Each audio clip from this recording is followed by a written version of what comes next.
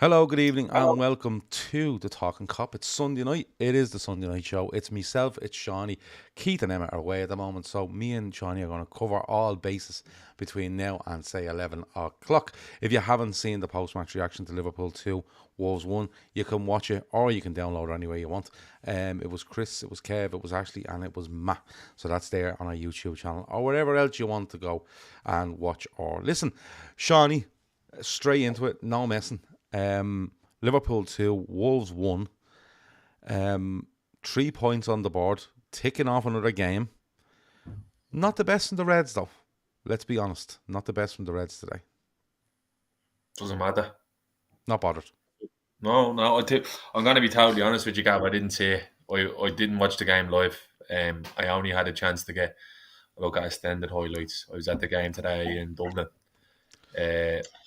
Rovers and Bows, so just happened to be at the same time. But yeah, watching back again, your idea of a game is skewed when you know what the result is. But yeah, it's like you're gonna see loads of narratives being drummed up and all, but at the end of the day, it's a 2-1 win. Though relatively drama free from what I watched. They had little or nothing before we went 2-0 up. I think Liverpool probably take the foot off the gas. A lot of people, when I read on Reddit, the match thread, they said that there was a bit of an imbalance in the second half when Kanate went off, but then the fella who comes on for 20 minutes is voted man of the match in Endo, and that's what players like him are there for. Slot made a good point the other day, actually, I thought, when he was talking about the Premier League in general, saying that like when you're playing 17th in the Dutch league, you normally just have way more quality. But he free-faced that with the fact that Wolves have players like Cunha, and that's why you kind of get in the Premier League. And look, it's a moment of brilliance from him for a goal. It's a well Great goal. taken goal. Yeah, I think Liverpool just probably went through the motions a little bit in the second half, based on what you're saying.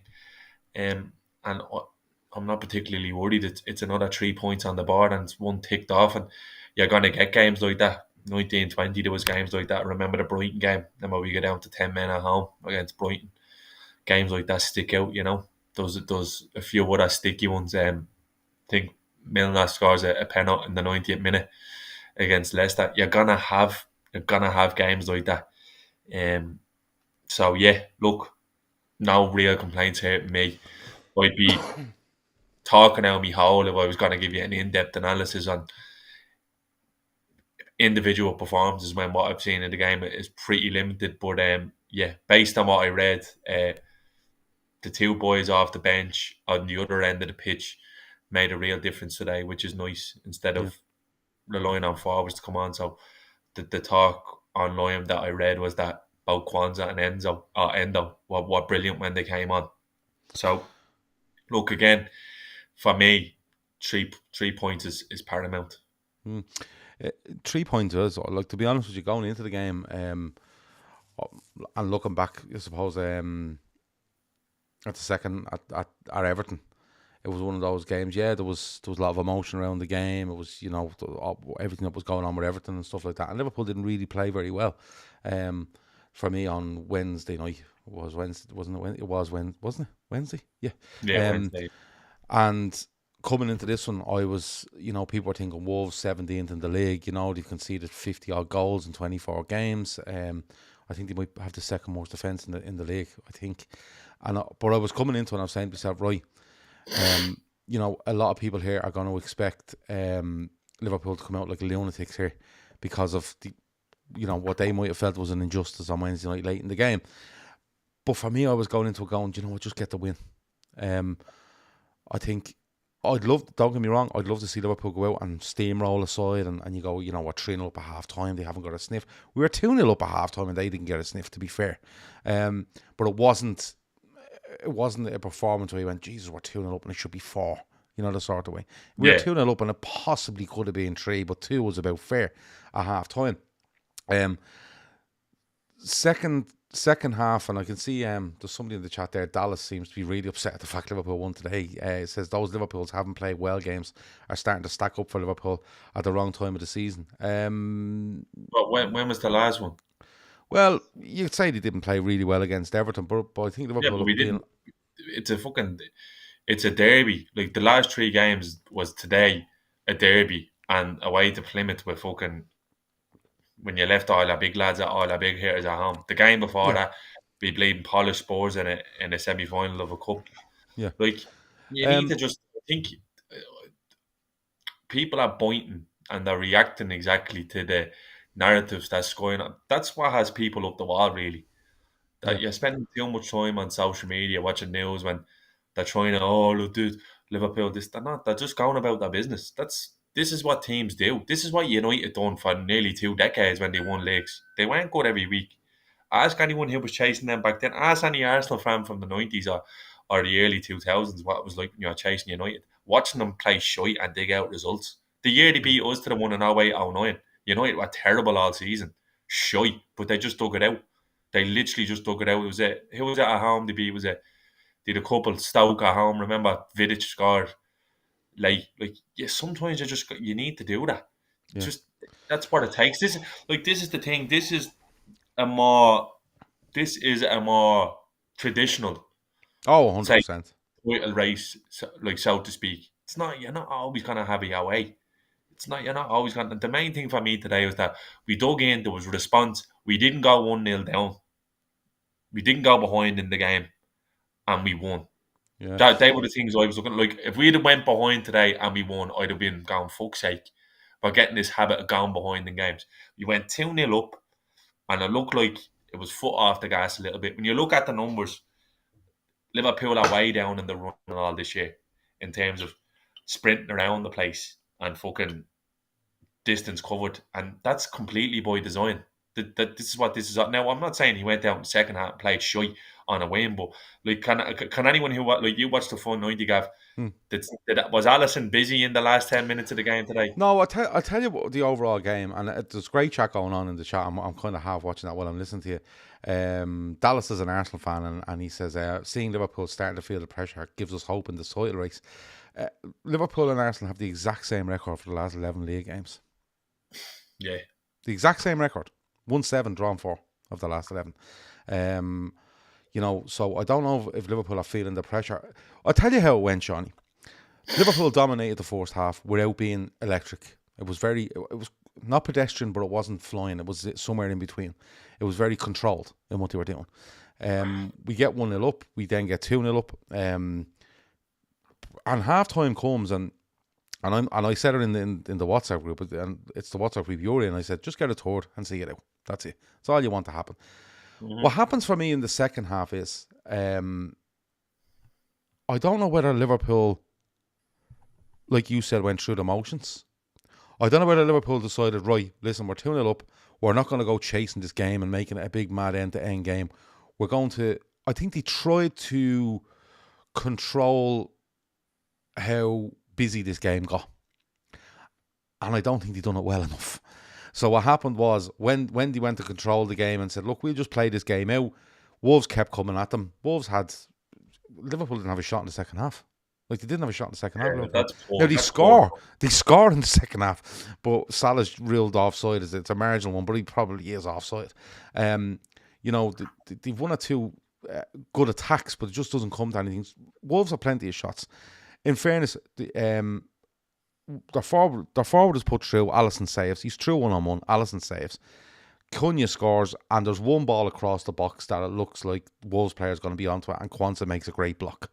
Not a great block, an interception, and he intercepts it going out. Other than that, there wasn't loads in the game. A couple of shots from Wolves here and there, but there wasn't a whole lot in the game. It felt to me, and people are saying Liverpool look leggy and they look a bit, lacking in a bit of intensity and stuff. Liverpool looked like me in the first half that if they wanted to step it up, they could. But then what happened was they sat in second gear, and then they continued to sit in second gear, and Wolves had a bit more of a go. But Liverpool weren't hanging on at the end. I wouldn't say they were hanging on. It was getting nervy, but it's going to. You know, you're in a title race, you're 2-1 up, got 6 minutes of injury time. It's going to get nervy. You know, the ground's going to get nervy. A player might be showing a bit of nerves. The touch might be off. That happens. And I've no problem with people getting a bit worried over that. But you asked the question, was Alisson very busy towards the end of the game? No, is my answer. So, but what I would say is that I think my only worry with this will be is that if Liverpool fall into this sort of, you know, let's sit here and see what happens against better sides, they might be in a little bit of trouble. But you never know if Liverpool can step it up. Like Vino says, you have to give Wolves credit. I do. I thought Wolves stayed in the game brilliantly. They defended quite well throughout the game, especially second half, although there wasn't a hell of a lot coming at them. And they kept going. They kept going. You know, and the 3 points came, but I understand people's worry over certain things. You know, like, same way I'd worry about if I was an Arsenal fan that, you know, you played Leicester yesterday and for 75 minutes, 80 minutes, I think it was, couldn't break them down. You know, it was a lot of set piece stuff. And Marino comes on, he gets a header, and, you know, he gets 2 goals, and people are like, oh, we had to play Marino up front. Well, you didn't. You didn't start him up front, so you don't have to play him up front. You threw him on because he's a threat in the air, because we're putting a lot of balls in the box. That looked to me like an Arsenal side under pressure. Yes, they're missing players, but everyone misses players, and I always say it. To win a league, you have to be able to deal with injuries, suspensions, and losses of form, whatever way they come. And if Liverpool lost 4 players now, and didn't go on to win the league, and people go, oh, we lost them 4 players, tough. That's the way it goes. You go in with your squad. You believe in your squad. You have a chance in January. Actually, strengthen your squad. It's as managing your squad is as important as signing players. Like, yeah, yes. And he hasn't. And like Dallas in the chat there, like I don't feel sorry for you, because he's literally played the same 13, 14 players for the last 2 years without any hassle, and it's coming home to roost now. And to be honest with you, like I think he's made an absolute Horlicks of fucking poor Bukayo Saka, because I said it the other night on the show in here. Like, I don't know whether you've seen the extent of his injury and the scar on his leg. Jesus Christ, like that's silly. I think he's been ran into the ground. In terms of other injuries, yeah, look, I get it. Like, a few lads missing here and there. Timber's another one who I think is on thin ice in terms of he's ready to pop as well. I think that's where Arsenal are actually short in terms of actual squad. I think that business was terrible in the summer. I think Calafiori, no need for them. Moreno, yeah, he scored twice yesterday, but was there a real need for him? So yeah, it's kind of pointing out look and you unlook. I don't know whether that's the way to go about it. And that's very Arsenal behaviour, to be honest with you. I seen some meltdowns today from Arsenal fans online, to be honest with you. And I will tie us all the same brush. Fucking pathetic. The lot of you, fucking absolutely pathetic. Carry on, weak-minded fucking buffoons. Everyone else's fault but your own. But yeah, keep up. That's all I'd say. Keep up. We were shy today, and we go 7. We go 7 clear again. Kevin says we're starting to sound like Arsenal fans. All these excuses are already reasons now. I don't think did we make excuses. Who made an excuse? We won a game. I didn't make any excuse anyway. I don't think Shawnee did. What I said was we played well within ourselves in the first half, and the second half tried to do the same. Wolves stepped it up, and Liverpool couldn't seem to get out of that gear they were in, and won the game. You know, now massive test coming against Villa during the week. Man City away the following week after that, and then our next league game is home to Newcastle. So Liverpool have to step up, and they have to do this. You know, they have to go and win points. You know, Dallas has how many? Season. It's a 38-game season. Never in the history of the sport has someone ended up on top who hasn't deserved it. Even when we've lost it by 1 and 2 points, regardless of decisions going your way, after 38 games, the best team in the league in the country ends up on top. Like, nobody's going to turn around the end of the year. I'll tell you what, people might turn around and say, but I'm telling you now, not a single Liverpool fucking fan will give a bollocks. Because I'd say, look, Liverpool win that 20th title and they won the one that Arsenal should have won. That's the way I'd be looking at it. I'd be fuming as well if I was an Arsenal fan, because we shouldn't be anywhere really near it. You have shit the bed completely.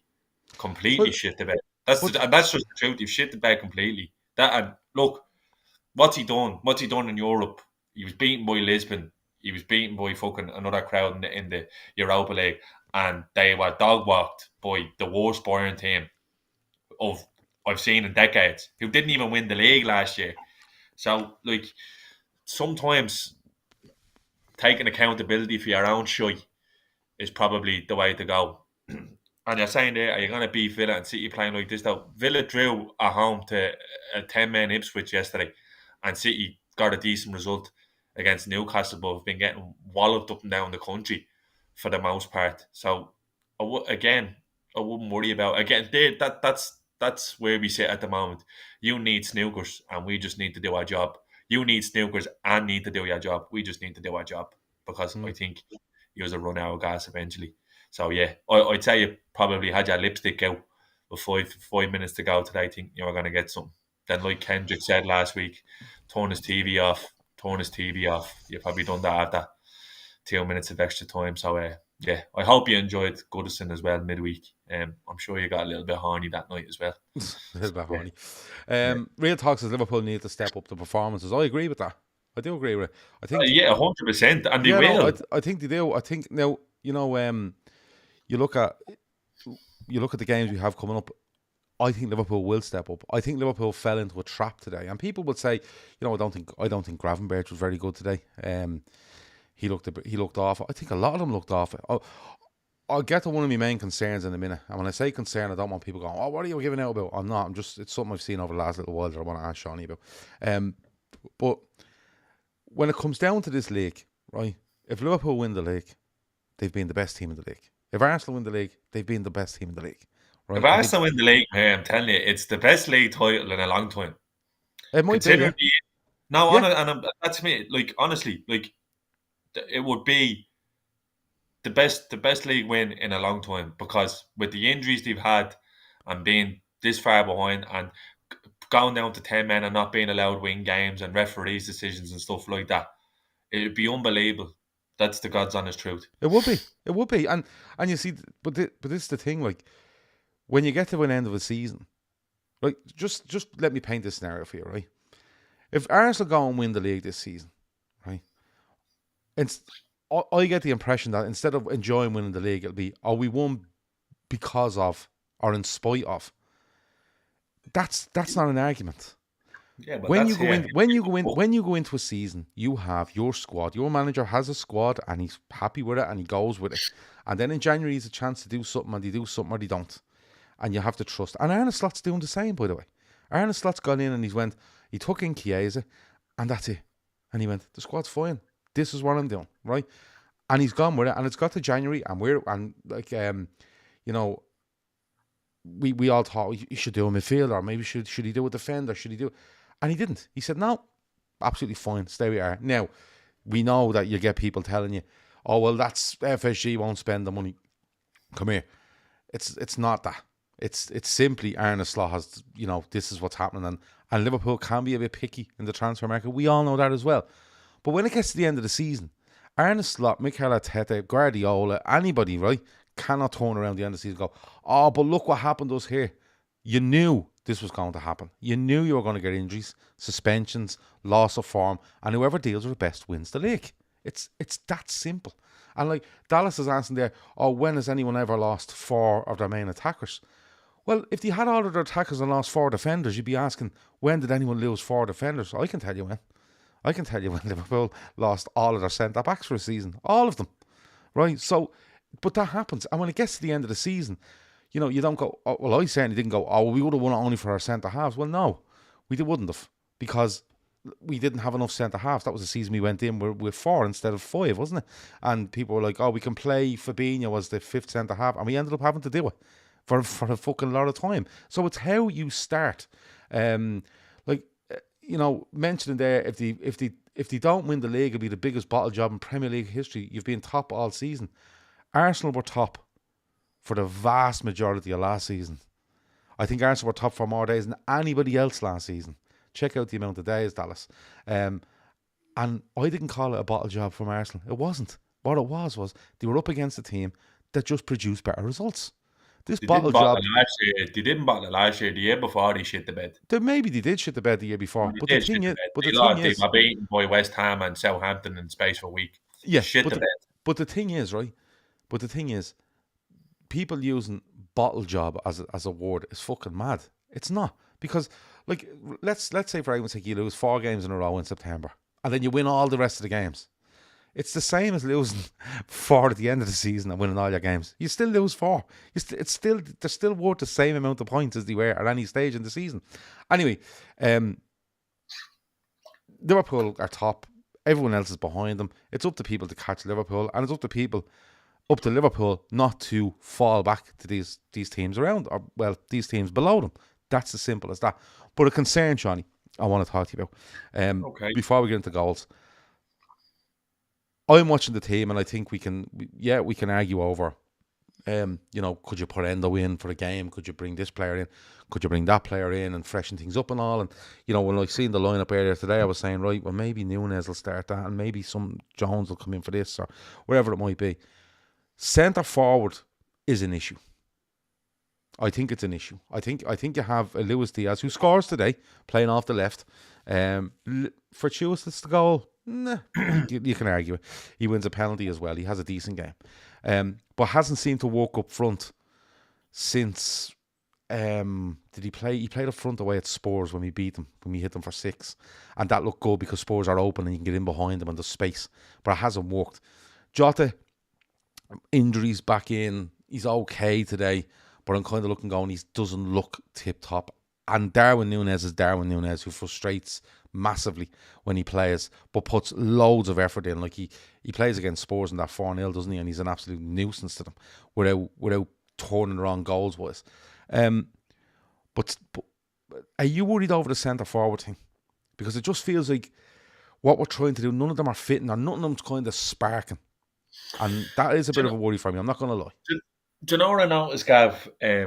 We don't create a lot of chances for the number 9 anymore. I don't think, for the centre forward. Like, there hasn't been loads of games this year where Darwin's missed a lot of chances, or Jota even. Yeah. But I don't know whether that's. I know traditionally the number 9 is like the fulcrum of your attacks, but I don't think it actually is with us. I think the 9 in this team is a bit more of a facilitator, and I think that's where the issue is. I don't think Slot actually has a number 9 that plays the way that he wants. I think someone like Cunha or Joe Pedro are what Slot's looking for. Someone who can drop deep, create space for the 2 wide fellas to run in and score a lot of rake of goals. And that's what's happening. That's where the majority of our goals are coming from now. The majority of our goals are coming from fucking Mo Salah, who's having the season of his career so far. Well, he's probably not even really, is he? He's probably not even on par to match his 4th season at Liverpool. But he's having a really good season, let's say it that way. And Gakpo has chipped in. And Diaz, his numbers have improved, although they could be better. He improved early in the season, definitely. Yeah, Jota and Núñez, would be the worry. Now, I get what you're saying, the worry. The problem for me is I just think that what Slot is looking for that centre forward to do, I don't think, although they're completely different players, I don't think either of them have the skill set that he's looking for. And I think that's why he's fancy Diaz there, because he's a little bit more creative, and he can drop, and Diaz can play with his back to goal. Luis Diaz is a good back to goal footballer. He can get the ball, stick it, pop her off, turn in, go inside. I actually thought the performance of Darwin against Spurs is probably the closest thing to a performance you've seen from what Slot might look for from a number 9. That would be an issue to me, Gav, if I didn't see enough goals in the team. But I don't think that's going to be an issue for us, to be honest with you. The only issue I would have, the only kind of worry I'd have is legs in the middle. Now, I know we've been conservative with the legs in the middle. But like and I'll say it again and again, like fucking we can't really do anything now to change it because this is what we're dealing with until May. I would have liked to see someone who was able deputy for Graham Birch, like just to take him out and let him play. Someone who can play on the half turn. Yeah, so I get your point. I see why you'd see it as a potential worry, but I think it's not got to do. I think it's a personnel issue. Not in the terms of the personnel we have. I think it's we're looking for something that we don't have in the number. And I actually think we're kind of missing a midfielder as well who'll do that. I think like we've seen a lot from Sabozloi. I would have loved and cover for him as well. Someone who's a little bit more all action. But yeah, look, we've scored the most goals in the league. I think we've 9 more goals than the team closest to us. Yeah, Chris says Liverpool scored 2+ goals in 17 consecutive home games within a single season in all competitions for the first time in the club's history. There's a good stat for you. Yeah, wow. I look. Do you know what I see what your point is, but I think in the summer, I think that's going to be the area where the most money is spent. To be honest with you, I think we're gonna see a flagship signing in the fall. People in the chat there are talking. What somebody says there. I actually think it could be the other fella off Frankfurt, Ekatike. Well, who runs like lightning, and I think he's 6'5", and he's like a bean pal. Ball sticks to me. He's people very are good. asking. People are asking. Where's all this chat around? Isak come from? Because there's been a lot of stuff going around. But the person does say, "Oh, there it is." Vino says, "Also, where does all this Isak chat coming from? We are 100% not signing Isak." I'll say this about Isak, right? And I'd actually Isak. Sorry, I might just presume. I'm just calling him Isak for no reason. Dallas as well in the chat, if you're still there. I actually don't think he suits either Liverpool or Arsenal. Isak, because Isak. No, I don't think he does. Isak, because for the reason being is, look at the goals he scores at Newcastle. He's running into acres of space all the time, playing off the shoulder. That does not happen when you're playing for Liverpool. You're playing lads parked on the edge of that box. Don't get me wrong. He's a fucking magnificent footballer. He's probably the form striker in the world at the moment. But he's been brilliant. I think I think it's a lot easier to play that role for a Newcastle than it would be for a Liverpool or an Arsenal. You need to realise that you're expected to be a different type of footballer playing for Liverpool, because you're playing for the team who has the majority of the ball most of the game, and you're playing against a back eight most time. So I'm not 100% sure that. Now, I'm not saying he won't do that, but I can't see Liverpool dropping the required amount, and I wouldn't either, to be honest with you. But Dallas agrees with you. Dallas agrees. He says, I think there's another profile. Like, I'm looking at your man Marmouche. Fucking hell, like that's a Liverpool player. He's a Liverpool player.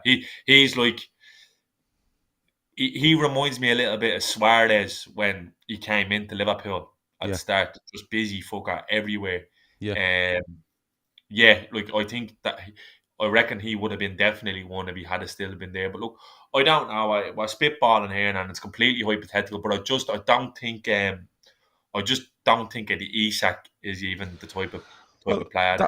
Dallas says, and Dallas is an Arsenal fan, so he says, or she, I'm not too sure, "I'm not sold on Isak. Newcastle want 120 million, and his injury record isn't good enough for a 120 million pound player. He also needs space. We don't get any space. He's averaging 30. I think if he plays every game to the end of this season, he would average somewhere around 37 to 40 appearances a season for Newcastle. And he's had, if you look on his injury record, he has had them. He's had 1 or 2 injuries every season with Newcastle since he's joined. Suiting teams or not, I think he would. I think he'd be fucking brilliant in Liverpool or Arsenal side. Yeah, no. Like, don't get me wrong. I get the point. He loves to break into space. You know, Newcastle like to play on the break, and Gordon feeding them, and you know, and the other wide men, and even the lads from midfield trying to feed him into these channels to go out. And he's brilliant. He's a little bit Henry. Now, he's not Henry, but he's a little bit Henry the way he pulls down that left side and looks to get in at you. But I think he's a much better footballer than people give him credit for. I think he's really intelligent with his touch and his He's movement quality. in tight spaces. You know, even when you look at that goal that Murphy scores against Arsenal in the League Cup, he's strong against, I think it was Saliba. He gets the little touch. He's immediately gone. You know, he gets the shot away, and that's not him tearing in behind teams from, you know, distance passes. I think he's really, really good. 120 million is probably the number. I would say 100 at least. But you don't By know the what way, Liverpool. don't get me. I'm not saying he hasn't got enough quality to play Yeah, for Liverpool. I'm not saying that at all. I just don't think. I don't think he. I don't think he's the mold that we're looking for. You know, like I don't like. He reminds me a little bit of Torres. We were a bit of a counter-attacking team on that Benitez. We used to break Gerrard, just ball a break to Gerrard, and you just look over the shoulder, bang Torres. Whereas this team is get the ball, oh, it's not on, we'll move back inside, and we'll just keep it. I don't think that kind of suits him, to mm. be honest with you. Look, if he signed them, I'd be fucking delighted, but I But the wouldn't point be. does go. The point does go back though, doesn't it, to how effective would any forward be in this Liverpool lineup? Yeah, well, that again, what's he looking for? Like, again, that's what I think. I think it's going to be probably a more technical fella rather than an in the box killer that we sign. Especially if Mao hang. Look at Mao. Fuck me. Like that's that. You see, if it was me picking a player, you know, Gyökeres gets it, and I don't know how we've gone down this route in this Yeah, show, but actually hit the nail on the head. Julian Alvarez yeah, that's the one. would That's the one. literally That's the one I would would look have at. been fucking perfect. Yeah, Like perfect. yeah. That's Sam says perfect. until Salah leaves, we won't sign a proper number 9. In my opinion, we will always look to get the ball to Salah, etc. Yeah, and Well, it makes sense look, when it makes he sense. keeps doing Yeah, what he's doing.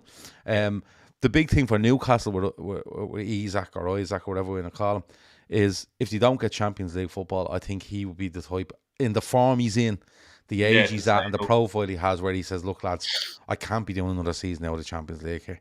I need to be in the Champions League," and off he goes. You know, and then the price probably comes down a little bit because Newcastle know they don't hold all the cards here. If they're in the Champions League and Isaac wants to go, yeah, they hold all the cards. They can say, "Well, look, we're in the Champions League. We don't need it."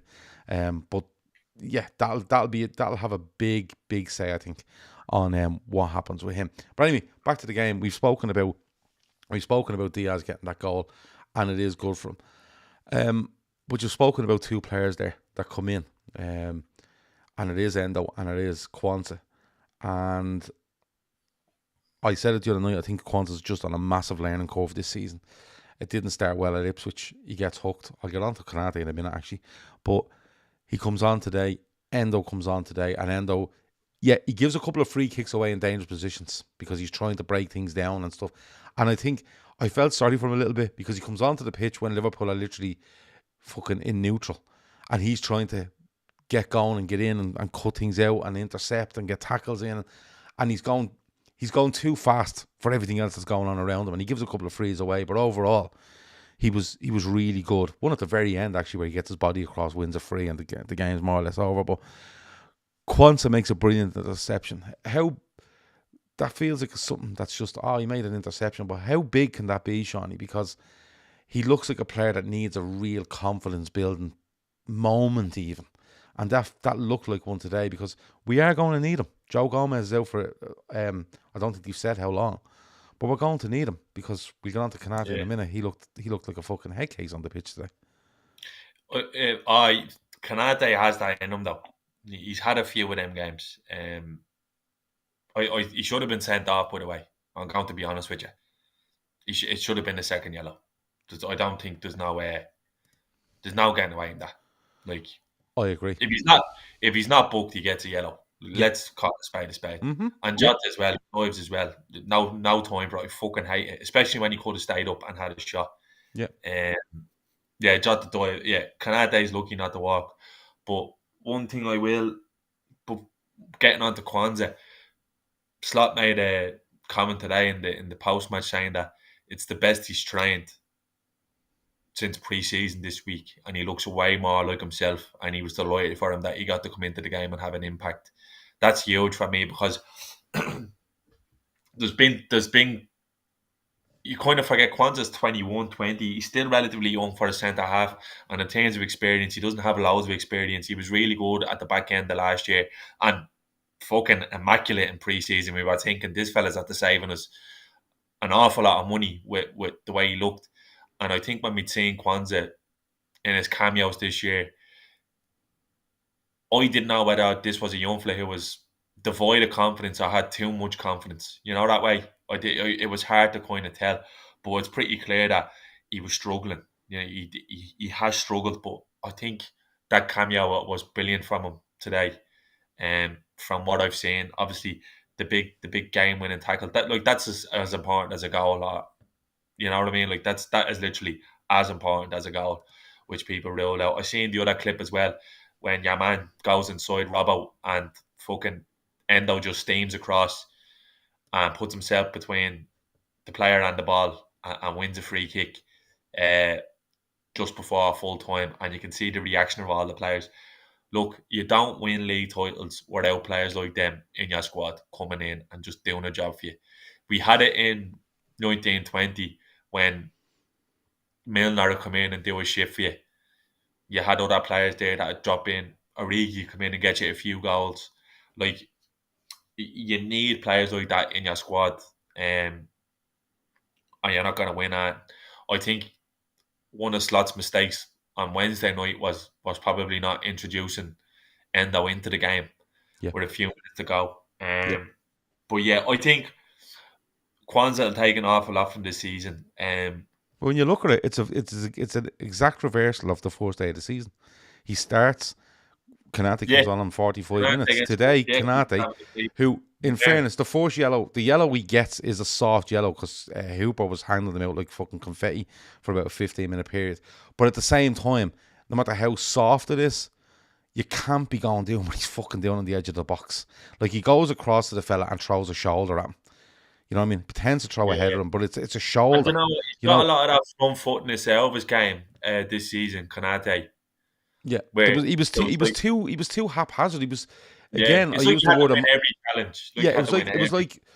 it was like, you know, he posts on Instagram after games like going, it's us against everyone else. Let's go again Sunday. And he kind of went into that game going, right, you know, I'm gonna fucking win every header, even if it's not meant to be won. You know, that sort of way.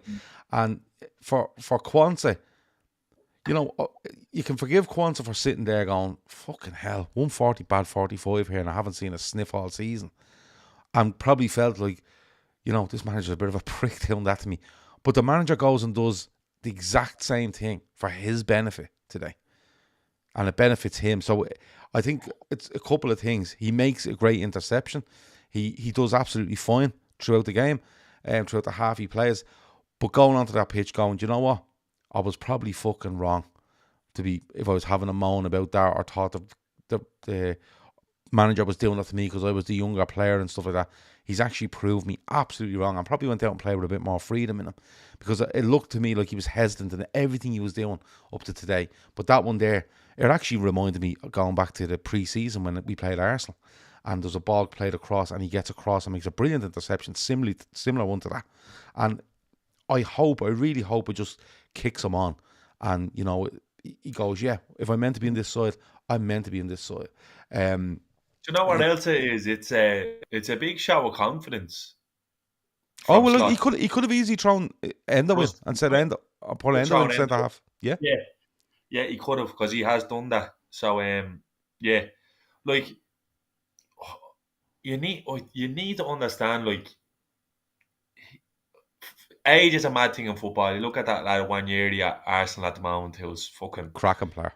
sensational Yeah, footballer. he's a cracking He's player. 17 years old. There's a young fella played for Rovers midweek, different level, but 16 years of age. By the way, another 16-year-old came on for Rovers today, and fuck me, what a talent! So Yeah, I've a lot of confidence in where football is going in this country from what I've seen actually in it. But that's getting off it. But he's still relatively young.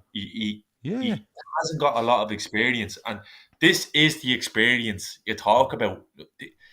You need he needs to have this bit of shite in him because he was walking on air last year until he gave the ball away at Old Trafford. He was flying. He was Yeah. fucking flying, and I'd imagine playing for a manager like Klopp, that could happen to you, where you just get the wind in your sails and you're fucking king of the world because he's pushing you over the line. But I'd imagine Aaron is probably a little bit of a different of an operator to turn around and go, do you know what? You've been fucking brilliant in pre-season. You haven't won a header today. We're looking at that there. This is the first half of Ipswich. You're coming out because the probability that we can see more goals on with you on the pitch is higher. So look, until you sort it out. And he has struggled. So I think we need to be very careful when you're writing off young lads like that. Because I think Kwanzaa is a fucking terrific talent. He You has hear the way, everything. yeah, He has everything you need. He's you tall, know what? he's strong, he's Yeah, quick, he's good on the yeah, ball, he anticipates well. The problem with him is that he stopped being strong. He stopped being quick. He stopped yeah, making decisive decisions. And when you listen, no matter how good you are, whether you're Virgil van Dijk, William Saliba, name all the even Diaz. If you look at Diaz, especially for me at Man City, when they drop their level or they start questioning what they're doing, they look all at fucking sea. And the yeah, best can look all at sea. The best, the very, very best, always believed in what they were doing and went and done it. And when you stop believing in what you're doing, you hesitate, you mightn't go in full throttle, you mightn't make the right decision in that split second, and you can look silly, especially as a centre you back. have to learn. You have to So he has everything. But it is, again, it's a learning curve. I'm not saying, Jesus, Kwanzaa was great today. I'd be happy with him playing the rest of the season beside Van Dijk. Let's not go that far, But what you do want is you want a player who I think after today will say, do you know something? It's a meritocracy we're running here because he wasn't good enough first half and he just pulled him and put me in the exact same thing as what he done at the start of the season. Yeah, And I and think come I here. think I think mentally that's as big as anything he done on the pitch. But like in fairness, the interception is huge. Yeah, no, look, listen, I think it'll stand to him because, like you said, with Gomez gone down, again, we're going to need Kwanzaa. We are going to need him, and we're going to need him to be at a higher level that he's been at. So, yeah, I think today will only be good for him. Look, again, I just fucking, I think hyper analysing these games is pointless because this Are is you what I, already on? Are you already on to the next one? yeah, and I Because think that's that's like, I'm no, I'm not. genuinely. I'm seeing people who are not onto the next one. They're onto the next two. Like, Mm, doesn't work like that. The most important game is the next one. I said it to you on the show the other night. We dropped points at Everton. It's their biggest game of the season. It wasn't even their biggest game of the week mm, because today was bigger. yeah, Villa will be bigger than Wolves. yeah. City will be bigger than that, and then Newcastle will be bigger than that after that. And then I don't know who we play. I think we play Southampton at home. I think, and that'll be bigger than them all. And Well, that's like it sounds cliche, but that is literally the next point you're fighting are the most important. You don't like listen. We could have went out there and polished them today, 4-5, and people saying, "Oh, Liverpool are just so in control." Yeah, man, Cunha pulls a fucking worldie out of the bag, and Liverpool good are going, player, isn't he? "Oh, he's very good. Yeah, He's he is a excellent. good He player. pulls a worldie out of the bag. He sends Gravenberch the shot and pass the ball into the corner, and then all of a sudden, a game we are cruising in 2-0, you're going, hold on, these are having a bit of a go now, and because football is football, and because emotion is involved, the 50 odd thousand in the stadium are a little bit on edge, and Wolves players sniff that. Like this is going back to what I said the other night. You can't just take emotion out of the game. Football just sways either way. If Mo was on side from that pass from Trent and it goes 3-0, I'm telling you, that game just peters out and there's Yeah. nothing in it. And there's nothing to talk about. You're not worried about what was Plymouth to blame for this or how do we feel about it. Look, the second half of the season, the level hasn't been as high as the first half because the first half was really fucking high. We put a lot of points on the board. It's See, why we're in the big. that's my So argument over we're going. the leggy thing. No, Because it's like not. in We're not fairness, leggy. like You're not leggy. You're just looking. Do you know what? You're looking. We played a team today that have had one game a week for nearly all the season, and you can't. You literally can. You can turn around and say it's only Wolves. You're making an excuse. It's just the fucking truth. If you break it down, they have way less minutes in our legs. coming into this week, we're playing Villa, who've had a Champions League campaign as well, who are down bodies, by the way, also are down bodies, by the way, and it's a much more level playing field in terms of minutes and legs for the players that they're going to be using because they've played all the same competitions as Liverpool this year. City on Sunday the same. City had to go and drop 200 million in the January window because the fucking arses had to fall out of the yoke, out of the squad. And again, like, you never hear me feeling sorry for City, but you need to realise why that's happened, because the same 13, 14 players have been at it like a fucking bat in a biscuit tin for the last 4 or 5 years for them. And when one of the main keystones goes down, like, it's all out of whack. That's what that was today. They had more energy than us in that game when they needed it, because all of a sudden, Wolves, who are fucking floating in between that pack of United, Spurs, and everything, or literally dropping down to where they could get nicked by Leicester, said, okay, there might be something in this for us today, because we're at the Cunha's at the pulling one out of the bag, the crowd is nervous, and all of a sudden, the last 20 of this game is in the fucking balance. Yeah, and the reason for that is I don't think Wolves play football. excellently. I don't think Wolves play brilliantly. I think what happens is I think Wolves sense that Liverpool have switched off here. Liverpool have genuinely switched off. Like when you watch this from the start of the second half, it's like it's literally Liverpool going, "Is this over yet?" You know, it's 2-0. Is this over yet? I think you would have seen a much different Liverpool if they aren't 2-0. But I think as soon as Liverpool score that goal, it's like, right, not job done. It wasn't a cockiness. It was more like, right, we've planned for this. If we win, we're going to do this, we're going to do that, you know. And I don't get the leggy thing because, in fairness, he keeps a load of players. Relax yourself, grow a set of stones. He keeps a load of players back against PSV, and he keeps them all back against Plymouth, you know. But I think someone said there they probably thought he had a one and were looking forward to Villa. I think there was a bit of that in it, and I don't think you'll see Liverpool come out against Villa on Wednesday and you go, they look leggy. I don't think you will. I think he's trying to manage this in a certain way, and I don't think they managed it right today. Anyway, Shawnee, I have to say a word on something. So you know our friend Peter Smith. Yeah. Right. So I have to give him a shout out, right? Because he's been a very busy boy. Very busy, Shawnee, right?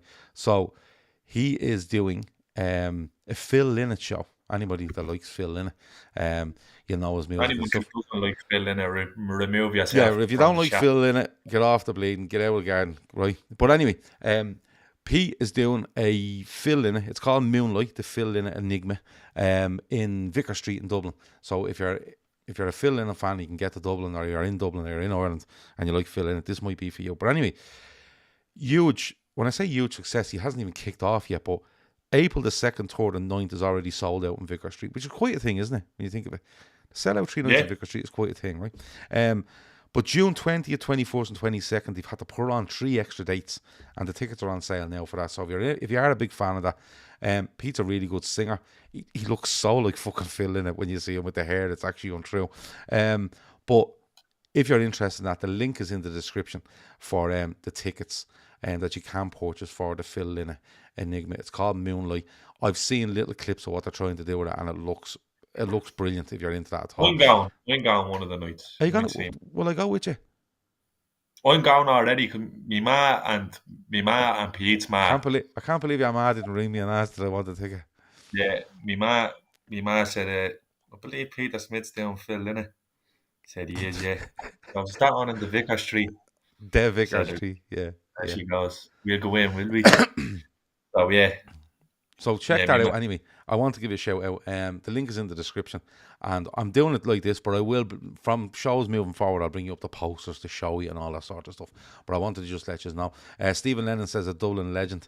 Lizzie were the first band I ever saw back in '83 when I was 12, says Lacey. They're all piling in now. James was a member of the Tin Lizzie fan club.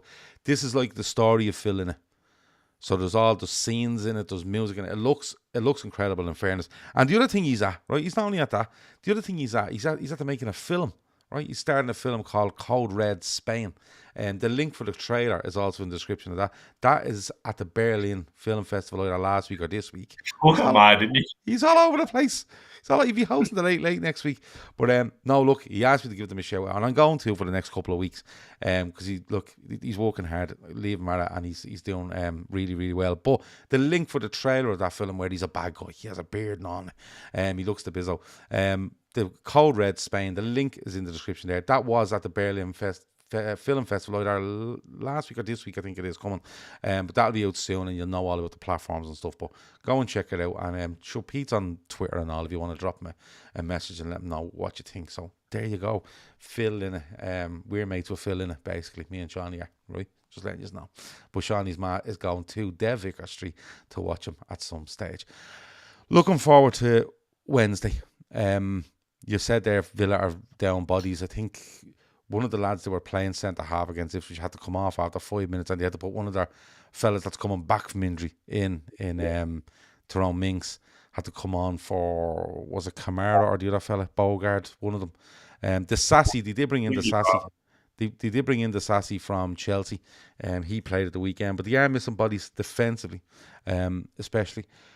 But it's always a tough place to go, Villa Park. You know, they've brought in Asensio, they've brought in Rashford. You know, they're a bit light at the back. It's a disappointing result against Ipswich. They've been very up and down in the last little while in Villa. But it's always tough to go, Shawnee. But I always say, we need to go there and we need to be on our game. You have to be on your game going there. You don't go and get an easy win at Villa Park. We've done it once, and that was around 2016. We won 6-0, and Villa were the worst Villa side you've ever seen. But other than that, turn up, and you have to turn up properly, because these are the games that do win it for you, Shawnee. Yeah, look, no question. It is a tough place to go. We've had a few mad results there. They battered us the 8-2 the COVID, and then last year was just, I think I'd given up watching football at that stage. But I remember just watching the man Duran comes on and scores 2 overheads, I think, from the halfway line. Done something fucking stupid anyway. Yeah, they did. It's going to be a tough game, but I feel they've I feel they're starting to feel the brunt of the season now as well. A few of the lads probably on the leggy end, but again, I think Emery's a top coach. I think he's a really, really good manager. So yeah, Wednesday will be tough, but again, if you want to win titles, none of them are easy. No, but there's not an easy game between now and the end of May. It's just as simple as that. There's just no easy game is an easy game in your going, because it's just that's the way football is at the top end. Like, and you need to get used to it. Like, it's as simple as that. We'll go there. They tried to have the game moved, because they're on the bounds of their arse. Yeah, I think go out there again. Don't fucking concede first. Is the big thing for me. I think I hate when we go, but I hate when we go behind at any stage in a game, but don't fucking concede first is huge for me, because we got into a habit of that last year where I think we went behind in 18 games or something. Now, it's happened quite a bit this year, but not as much. But yeah, like, it's not a season-defining game on Wednesday, to be honest with you, because we have the cushion. So yeah, but I think the fact that off the back of this game on Wednesday, if you lose on Wednesday, you fail to win on Wednesday, you're going into City, and yes, City haven't been what we expect of City over the last so many years, but City are, I think they're picking up. I think they're very unfortunate, the fact that the player they've brought in January looks a real player. I don't know whether Champions League. Haaland looked a bad one yesterday. I didn't see that. Yeah, he goes down with nobody around him and he's holding his knee. That didn't look good, to be honest with you. It looked like a bad one, which you hate, to be honest with you. Well, if it's a bad knee one, usually, when people go down and stay down with the knee injuries, it could be ACLs and all sorts of stuff. You were all saying, he walked off the pitch, but I'm telling you, that doesn't Virgil mean walked anything. off the pitch. Yeah, it doesn't mean anything. Loads of players have walked off the pitch and then they quickly realise It's way worse than you thought. Chris says Villa also have a massive game at the weekend versus Chelsea in the chase for the top four. Villa asked Premier League to move the LFC game, and the request was denied. Go on, give me a prediction for Wednesday. Your gut prediction for Wednesday. No, Don't do predictions. Go fuck yourself. Yeah, 26 all. Right, okay. And the rest in jellies. Yeah, predictions are out of shy. So you want to see us come out, just don't concede the first goal, and you're very happy with that. Do you know what? Someone's out there making a fucking great point there in the chat. Let me pull it back. And do you know what? He's fucking right as well. 100% right. I agree with him totally. I can't fucking find it now. What was it about? He basically said, I don't want to bleed. I think it might have been, I want to give the person who said it credit. Whoever it was anyway, they basically said that, look, it's slot 4 season, and Wednesday night is the type of game where you need your fucking senior lads to go out and do a job for you. Your Robos, your Virgils, your Salahs, your Ali's. Wade Nelson. 4 season coach in slots. He's going to need the senior players to help out on VVD side. And I'll tell you one thing. I'm not saying it. Do you know what? I'm not even going to, because you'll have people accuse me of all sorts. But out of the 5 there, one has to fucking brush up. Sharpish. Yeah. Because I believe he was fucking terrible today. And I'm not getting into it. You're me. He has to. Look, listen. At this stage of the game, I don't give a fuck whether you go or not. But just do me a favour. Make sure whatever you're doing between now and the end of May, you're giving it your all. I can't sweat that enough. I believe he was dog shy today. And if it's true, everyone in the chat will know who I'm talking about. But he needs to fucking pull his weight. We have to see him pull on his weight. Otherwise, you're carrying him. And one thing you cannot fucking do at this stage is be carrying anybody. You know, and you see, my thing on this is when I didn't see the game today. But people who I know who wouldn't normally be on his case were saying, like, what the fuck is he doing? It's Trent, by the way, in case you didn't know. So he needs to, I don't care if he's going out at this stage, because it is what it is, but he needs to fucking pull his head out of his arse, because it's not sitting right with me, to be honest with you. My thing with all of the defense, all of the back four is going into Wednesday, and I'm looking at Villa. I'm thinking to myself, they're down bodies, right? Fine, they're probably I think they have a fairly makeshift back four, because I think Cash was injured, and he had can't remember this. Is he Spanish? The left back, I can't remember his name. He was playing, and you're kind of looking, you're saying to yourself, right, they're probably going to look. They'll either sit in, which I don't think is Emery's thing, or they'll come at you, because they have got Watkins, they now have Rashford, they have Asensio, Morgan Rogers having a superb season for them. You have the likes of Tielemans.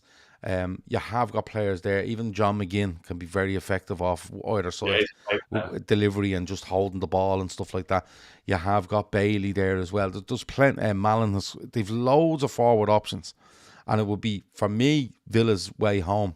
I think the way Emery will see it is, let's go at them.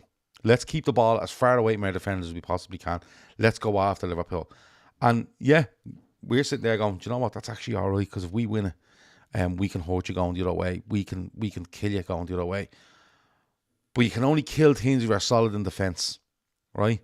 And we're talking about players stepping up. And when I think of, Robertson, Trent, Virgil, Kanate after today, if that's going to be our back four, they need to stand up, they need to be solid, they need to be aligned, they need to be senior players, and they need to go, listen, we're going to do fucking everything here.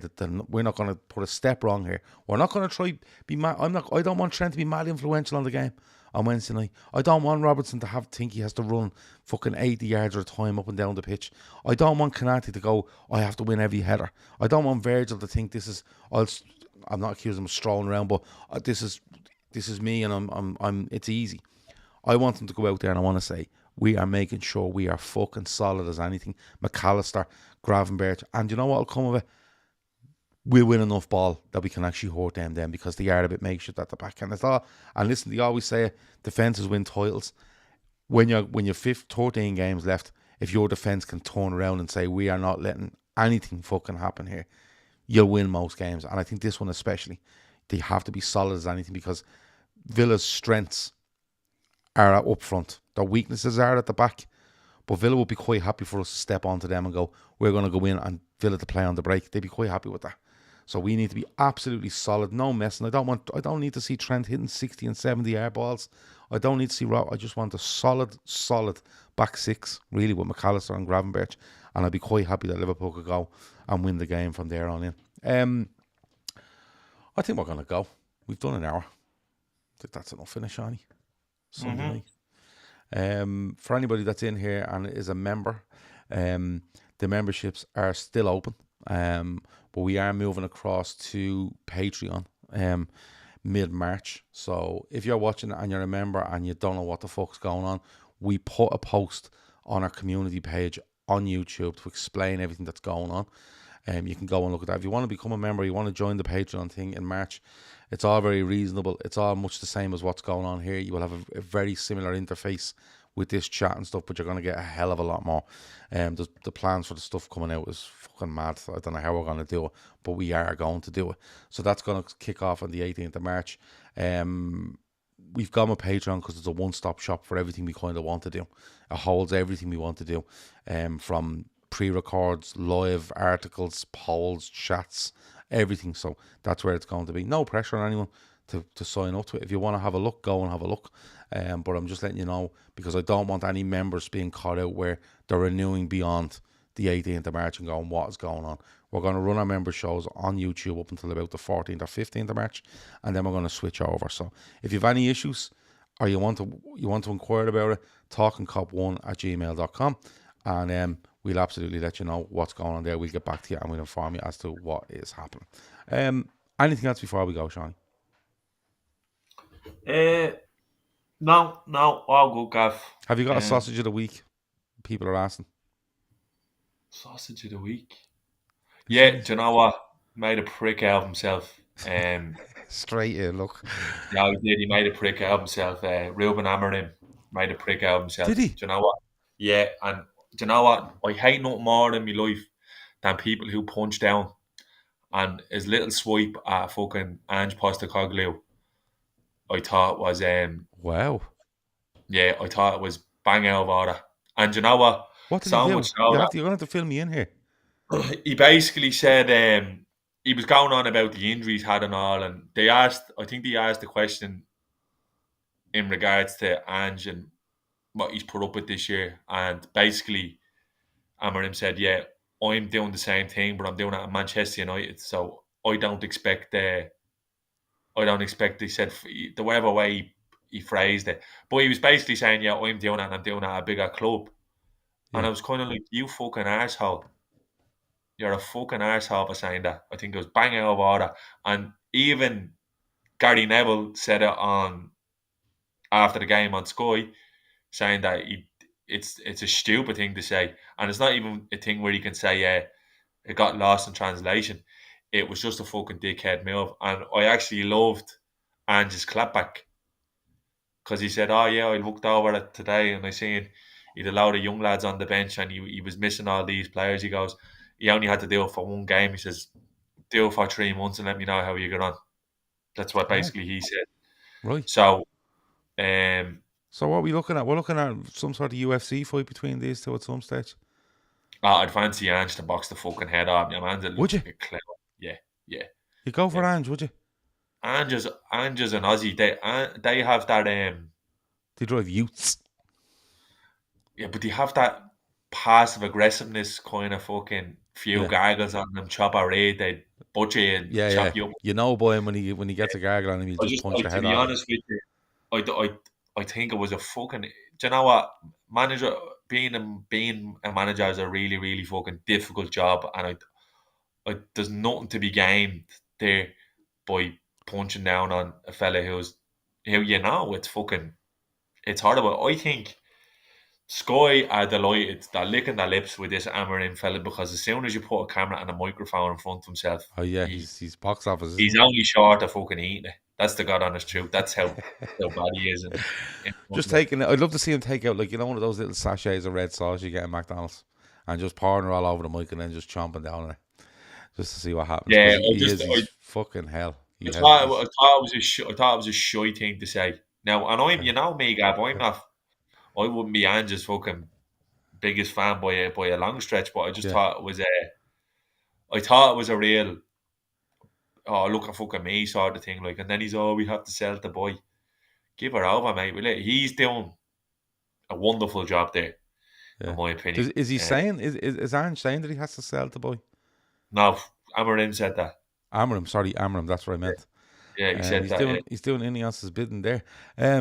Sas Coppoy says Dubois versus Parker undercard will be Big Ange the Rube Postacoglu versus the Ruben Savage Amram. I'd pay a few Do quid. Like, you know what? Like, I'd go I, down to the Vicar Street. I'd go down to the Vicar Street and watch yeah, that. do you know what? Down the Olympia and down the Yeah, point depot, yeah, down the yeah. point depot. Like, the start, I was kind of going, do you know what? Yeah, man, Amarin actually seems all right. But then I realised he pretended to go on a private jet to London to do an interview at West Ham, and Liverpool just went, did you? Yeah, best of Yeah. luck with you. Yeah, Yeah, all right. Yeah, you all the should go and best. see Yeah. Big Ben. It looks deadly. Yeah. But no, I think on him. I think he comes into Manchester United and he says, "That's the job I've always wanted." And I was like, "You're a fucking liar," Yeah. because you are demanding mad money off Liverpool apparently, and he's flying in to talk to West Ham. If you're flying in to talk to West Ham, and even if you aren't, using West Ham as your level to try get something else is mad. I think he comes in there and thinks I can be some sort of messiah. You know, what better club? Let's be fair, what better club to go into than Manchester United to become the messiah? A bit like Slot or Klopp at Liverpool. And I think he's gone in there and he's gone, oh, good fuck. Because the spending power isn't there because of PSR. The players, like people go on about the players, but the system he plays, the players don't like it. The players don't like anybody. Look at them. Don't Look at like them. Look at all the themselves. players. They don't like anybody. So I think he's under fucking serious pressure already. Like serious pressure. Like if he goes to the end of this season and he takes that team from 13th to possibly 15th or 16th in the league. Can you Yeah. see can you see any of us shifting money to try back him? Because I can't. See that? Well, the thing is, right? The Glazers, if we won't go to the Glazers, uh, treated United as an afterthought.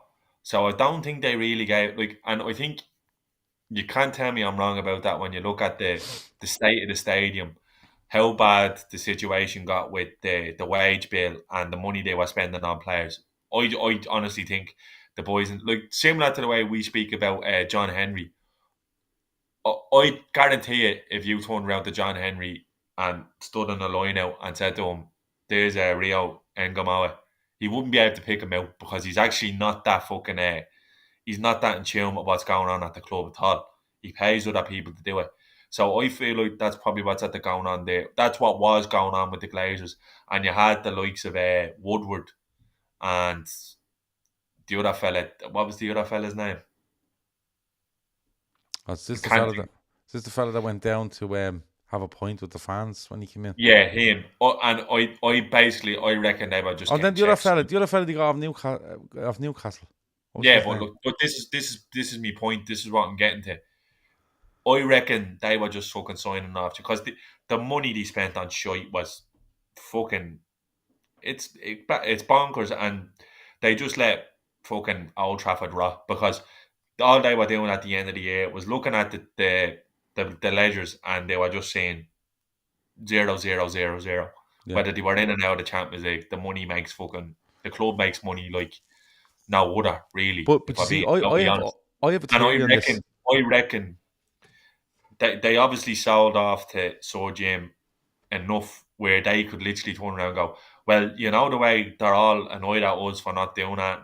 We can actually pay someone to go in and do something. They're going to pay us handsomely. Well, Like all the they'll walk away with if they walked away with a pound out of Manchester United, yeah, they'd walk away with more than they ever put in. yeah. So So and that's what's happened there. Now, any of us have come in and then are actually trying to run it like a business. and that's why I seen them chopping everywhere where they can, cutting down, cutting down, cutting down. They're trying to gut all the shit, all the damage that was made. But But you can't. the end goal is they actually can't now because with PSR they can't throw 100 odd million at it now every year and squeak that way into a top four. The problem is United have actually been ran like a club that would be in 16th to 10th in the Premier League, and that's where they find themselves now because the spent shy money on shy. Like that squad is terrible. It's a terrible football. They're just a terrible football. As much as I hate them, if I'm just being honest, it's a terrible football team. And what's happened is they've gone in there and gone, oh, do you know what? The only chance we have making money out of this place now is if we make the real estate and what this we upgrade all the Old Trafford regeneration stuff because they realise how far they are off. I And think you see, I have a Challenge. theory. I think Amarin probably went in there thinking I could probably get a tune out of most of them players. But I think that the problem with that your dressing room is that they've lacked leadership and structure for so long that it's impossible to actually put them into one now because they just reject it. And the reason why they reject it, case in point, and like this proves everything I said, you try to get a fella who's scored no more than I think he'd won 30 goal season. I don't think he's ever done a 20 goal season in the Premier League. Marcus Rashford, 300 grand a week, and you show up to training and start telling this fella he has to fucking run around like a footballer who wants to win something, and it's just pure mutiny. And you end up having to kick him out to Aston Villa. And then you have lads who are out on loan quoting freedom underneath. Yeah, like Yeah, it's like he it's was Nelson you know Mandela or what? something. It was fucking Yeah. mad. But Although the, he is sausage of the week, it's a thankless job if there was ever one it really is walking in. because I have a theory on this, right? You know the way football is cyclical and it's usually generation by generation. You know, the generation of the 70s, right? 70s and 80s was Liverpool. The generation of the 90s and 2000s was United. And then it's kind of fluctuated a bit because of money that's come into football and stuff like that. And United are... United still to this day feel the benefit of what they done in the early 90s with regards to Old Trafford and putting themselves out there for Yeah, all the monetary gain, right? They still see massive value in that 30 years later. But I think football is turning. And I think if you, no matter who you are, right? No matter who you are in this day and age, if you are not winning games of football, if you are not winning trophies, right? The generation we live in now are so fucking flaky, right? That yeah, they'll go off and support something else. And it's a bit like, people say this era of football now is actually people supporting players rather than supporting teams, yeah, sort of way. And don't get me wrong, United are huge in the States, they're huge in Asia, they're huge everywhere, right? The Middle East, wherever it might be, they're huge, right? But that only lasts so long. And there's only so many people out there that will drill it into their kids. I'm a Liverpool fan, you have to be a Liverpool fan. Liverpool, Liverpool, Liverpool. Or United, United, United. There's only so long that will go on for because what'll happen is my generation, right, and yours, well, you're probably not quite into mine yet, but my generation who have kids and their team are fucking brutal, right, will end up going, yeah, I can't watch them anymore. And your kids are looking going, well, why the fuck should I? And next thing, United aren't that big steamrolling behemoth financially because they've all these people that buy all the jerseys and buy all the merchandise and go here and go there. Stop doing it. They stop doing it. It's as simple as that. yeah. But I'd see that. But the thing is, it's the global. Like they'd actually probably prefer the lads who are going 30, 40 years to give up their season tickets They might because do. Yeah, yeah, because yeah. Because they know there's queues of people online from all over the world who'll come over to every home game, and like there's no point getting a fella from Widenshaw showing up to fucking Old Trafford and he's not spending a bean in the place. He's yeah, not buying a coffee in the place. yeah. Whereas if you get these people in from overseas that they're traveling halfway across the world for what might be a once in a lifetime trip, they're going and dropping hundreds, thousands, hundreds, hundreds into the thousands in the shop. They're eating a pie in fucking the stadium, and they're going to hotel football, and that's the thing that they want to make. That's the model that they want to do. They'll give you a ticket up to someone and sell it to them for 10 times. Yeah. without hesitation. And I think that's actually what they want. And look, I think that's happening at Liverpool as well. Like the fact that, and I'll say it as well, like any grievances you have about FSG or whatever, one thing I will say that I think is a bag of bollocks is like FSG at the moment are happy enough to let seats in the Annie Road, the new Annie Road, be empty rather than and sell them at a cheaper price to fans because they know someone might go in and pay high money on the carpet for them, which I don't fucking agree with that either, to be No. totally honest with you. No. But I think the problems in United are so deep rooted, and so many high class operators have went there and have failed. And then you had Ragnick. Ragnick was their Klopp. For me, Yeah. people won't agree with this. Ralph Ragnick was the closest thing United could have had to Jurgen Because Klopp, everything he told them, everything he because he suggested came to them. in and he said, "Look, I'm only going to take over for a few months, and then I'm going to go upstairs, and then we're going to fix the problems." And he came in and he said, "The club needs open heart surgery." And then all of a sudden, then you had Ronaldo coming out in the media going, "Who is this fella? Who did he manage or whatever?" When that actually wasn't what that shouldn't have been the course of action. Ragnick was the one who could have literally taken United, moulded them, and got them back to the top in And a modern way. and In handed a, it mo- to in a an Amarim or whoever. Yeah. yeah, Yeah. in a modern way, and they fucked him out the gap. And Amarim came in early and was fucking throwing, laying down the gauntlet. Rashford's out, Garnacho's out, this, that, and the other. You're not, boom, boom, boom, boom. But he's actually starting to realise that I'd say he's turned around, going, fucking hell, like this is a shower of shite. Yeah. You know, And like, this is it. it's not only the people above him. I just think he looks at that squad of players and says to them, they don't want to play for anyone. They just don't. Yeah. You just look at And them and they look, don't.